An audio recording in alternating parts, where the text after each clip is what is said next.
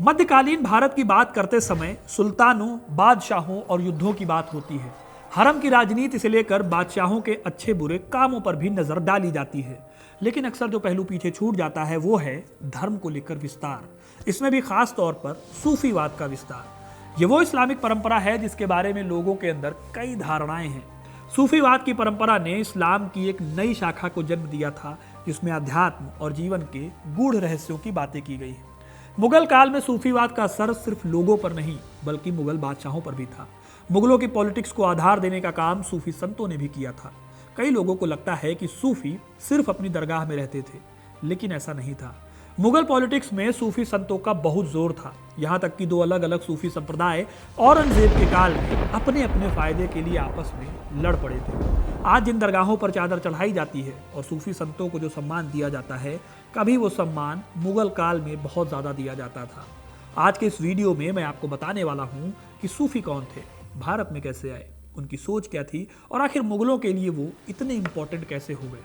ये सब जानने के लिए वीडियो को एंड तक जरूर देखिएगा, क्योंकि अपना इतिहास नहीं जानोगे तो खुद को कैसे पहचानोगे। वीडियो में आगे बढ़ने से पहले अपनी फिटनेस को इंश्योर करने के लिए और स्टाइलिश लगने के लिए आप ये वॉच ट्राई कर सकते हो। शॉप नाउ पर लिंक है, क्लिक करके जरूर चेकआउट करें। कहानी को शुरू करने के लिए सबसे पहले समझते हैं कि सूफी थे कौन और कहां से आए थे। इंडिया में अगर आप देखें तो कई जगहों पर सूफी संतों की दरगाह आज भी देखने को मिल जाएगी। बहुत पॉपुलर दरगाहों की बात करूं तो निजामुद्दीन औलिया और अजमेर शरीफ दरगाह का नाम आता है। आज भी धर्म और आस्था से परे हिंदू और मुसलमान दोनों इन दरगाहों पर जाते हैं। लेकिन ये सूफी हैं कौन और भारत में आए कहां से? सूफिज्म शब्द के बारे में दो मान्यताएं हैं। कुछ इतिहासकार मानते हैं कि सूफी शब्द अरबी भाषा के शब्द सफा से आया है, जिसका अर्थ है पवित्र। वहीं दूसरी तरफ कुछ हिस्टोरियंस मानते हैं कि यूनानी भाषा के सोफिया शब्द से सूफी निकलता है, जिसका अर्थ ज्ञान है। सूफिज्म असल में इस्लाम का एक मिस्टिकल फॉर्म है, जिसमें गॉड को अध्यात्म के रास्ते ढूंढने की कोशिश होती है। इसमें बाहरी दुनिया की चीज़ों को कुछ नहीं माना जाता। इसमें ईश्वर या अल्लाह के प्रति पूरी तरह से प्रेम और भक्ति भाव से समर्पण शामिल है। भारत में सूफिज्म के कुल 12 अलग अलग ब्रांचेज हैं। इनकी शुरुआत फारस में हुई थी। 11वीं शताब्दी तक ये एक विकसित आंदोलन बन गया था। सूफीवाद में दो बड़े सिद्धांत हैं, पहला मराफत और दूसरा फना। मराफत यानी कि अध्यात्म, जिसमें रहस्यमयी ज्ञान को प्राप्त करने के लिए तर्क को त्यागने की बात की जाती है। वहीं फना का अर्थ खुद को पूरी तरह से खुदा के सामने सरेंडर कर देना होता है। सूफी संत कुरान और शरीयत में तो यकीन रखते हैं, लेकिन वो खलीफा को नहीं मानते। इनफैक्ट खलीफा के बढ़ते प्रभाव के खिलाफ ही सूफी आंदोलन कभी तेज हुआ था। 11वीं और 12वीं शताब्दी के दौरान सूफी संत भारत आए और यहाँ सूफीवाद का प्रसार हुआ। माना जाता है कि 8वीं सदी के आसपास सूफी संत भारत आने शुरू हो गए थे, जो सेंट्रल एशिया से भारत आ रहे थे। लेकिन 12वीं सदी आते आते सूफीवाद एक बड़ा आंदोलन बन गया, जिसमें कई अलग अलग सेक्ट होते थे। इन सेक्ट्स को सिलसिला कहा जाता था। भारत में ऐसे 12 सिलसिले थे। इसमें से 4 सिलसिले बहुत ज़्यादा प्रसिद्ध हुए, चिश्ती, सुहरावर्दी, नक्शबंदी और कादरी सिलसिला। इसमें भी सबसे ज़्यादा पॉपुलर हुआ चिश्ती सिलसिला। इंटरेस्टिंगली भारत में चिश्ती सिलसिला सबसे पहले भी आया था। हजरत निजामुद्दीन की दरगाह इसी चिश्ती सिलसिला से जुड़ी हुई है, जहाँ पर प्रसिद्ध सूफी संत निजामुद्दीन औलिया रहते थे। यह सिलसिला भारत लाने वाले ख्वाजा मोइनुद्दीन चिश्ती थे। 1192 में मोहम्मद गोरी के साथ ये भारत आए थे। जिस अजमेर दरगाह को लेकर अभी कंट्रोवर्सी चल रही है, ये इन्हीं ख्वाजा मोइनुद्दीन चिश्ती की दरगाह हुआ करती थी। इनके ही स्टूडेंट थे कुतुबुद्दीन बख्तियार काकी, जिनके नाम पर दिल्ली में कुतुब मीनार का निर्माण कराया गया था। खैर, इसके बाद सुहरावर्दी सिलसिला आता है, जो कि पंजाब और मुल्तान में डेवलप हुआ था। इसकी स्थापना सिहाबुद्दीन सुहरावर्दी ने की थी, उन्हीं के नाम पर यह ब्रांच पड़ गई। फिर आता है नक्शबंदी सिलसिला, जिसकी स्थापना ख्वाजा बहाउद्दीन बख्श ने की थी। ऐसे ही कादरी सिलसिले के संस्थापक शेख अब्दुल कादिर थे।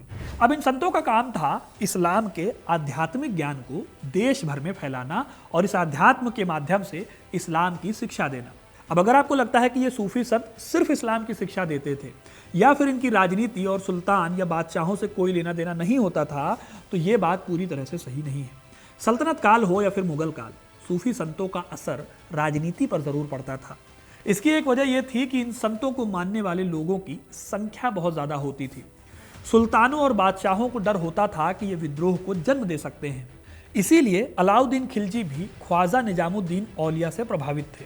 लेकिन कई बार इन संतों की राजनेताओं से ठन भी जाती थी, जैसे कि इन्हीं निजामुद्दीन औलिया से गयासुद्दीन तुगलक को दिक्कत होती थी।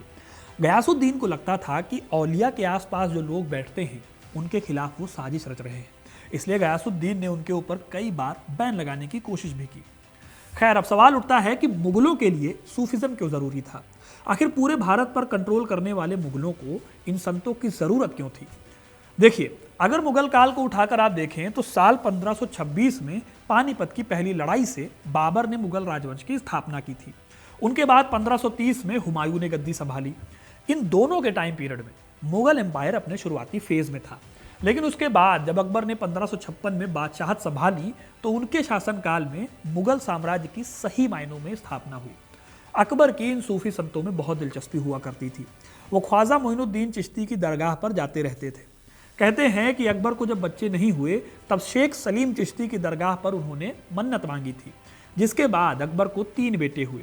इन्हीं बेटों में से एक बेटे थे जहांगीर, जिन्हें बाद में मुगल बादशाह बनाया गया। यही नहीं, इन्हीं सलीम चिश्ती की याद में अकबर ने फतेहपुर सीकरी में एक दरगाह भी बनवाई। ये दिखाता है कि अकबर बहुत ज़्यादा प्रभावित थे चिश्ती सिलसिला से।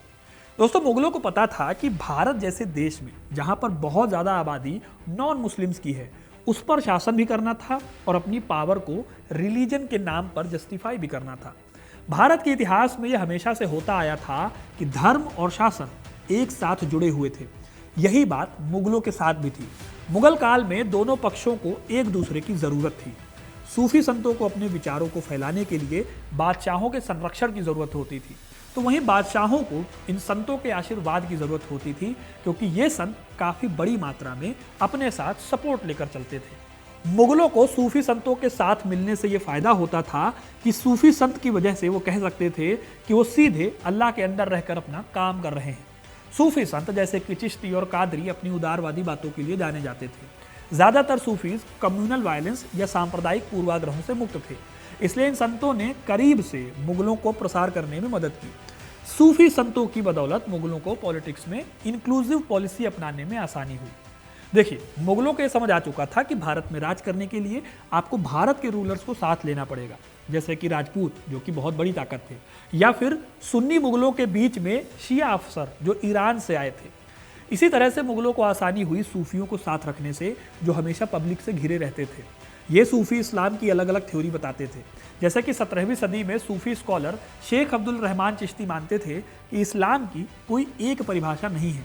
इस तरह की बातों का फायदा मुगल राजाओं को मिलता था, जो अपनी इंक्लूसिव पॉलिसी को बनाए रख पाए और बड़े बड़े विद्रोहों से बचे रहे। एक तरह से देखा जाए तो मुगल काल में औरंगजेब के टाइम तक मुगलों और सूफी संतों के बीच में काफ़ी अच्छे रिलेशन थे, लेकिन औरंगजेब के रूल के दौरान एक बहुत बड़ा चेंज आया। ये चेंज इस हद तक था कि आपको सूफी संतों के बीच बहुत बड़ा क्लैश देखने को मिलेगा। अब अगर आपको याद हो तो औरंगजेब जब बादशाह बने थे तो वो असली उत्तराधिकारी नहीं थे।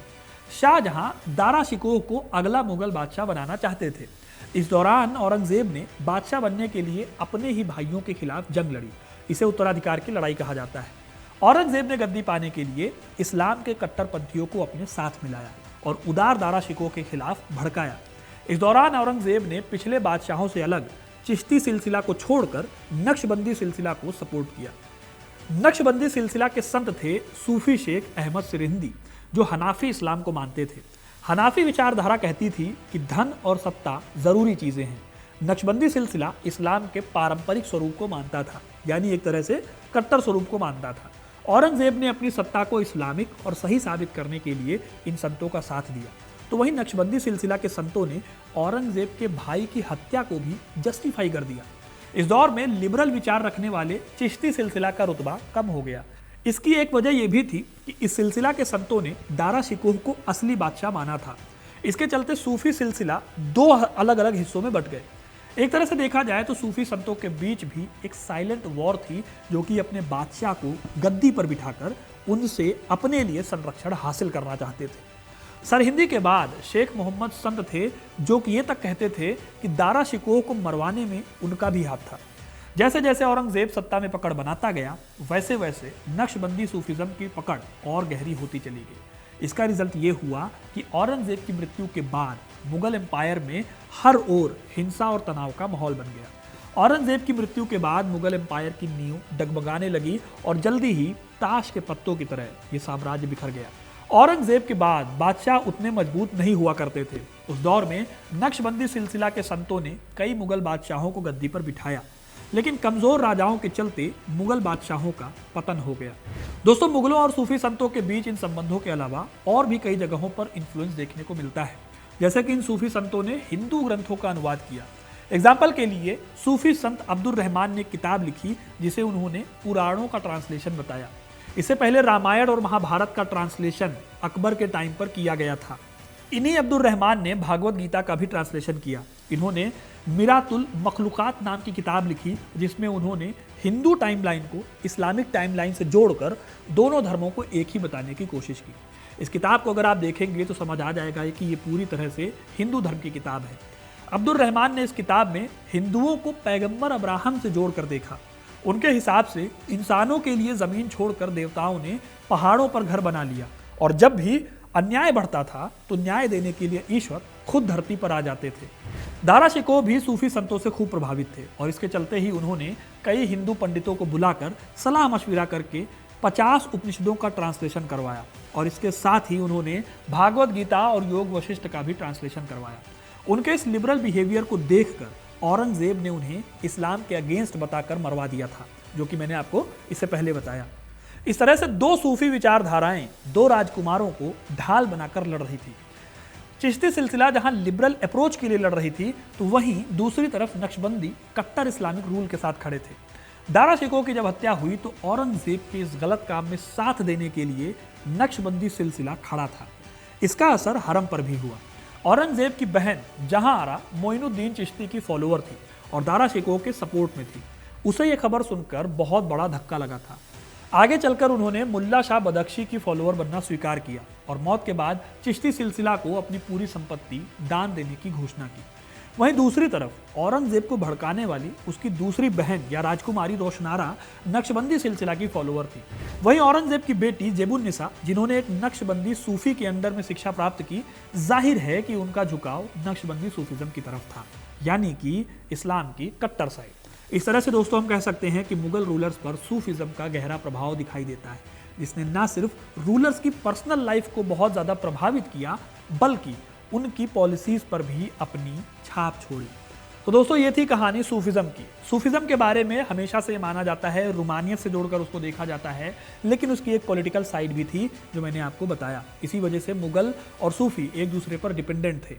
तो आपको ये कहानी कैसी लगी कमेंट करके जरूर बताइएगा। वीडियो को लाइक और शेयर करना ना भूलें। अगला वीडियो आप किस टॉपिक पर चाहते हैं वो भी कमेंट करके जरूर बताइएगा, और वीडियो को लाइक और शेयर करना ना भूलें। ऐसी इंटरेस्टिंग कहानियों के लिए, इतिहास से जुड़े रहने के लिए हिस्ट्री कनेक्ट को सब्सक्राइब जरूर करें।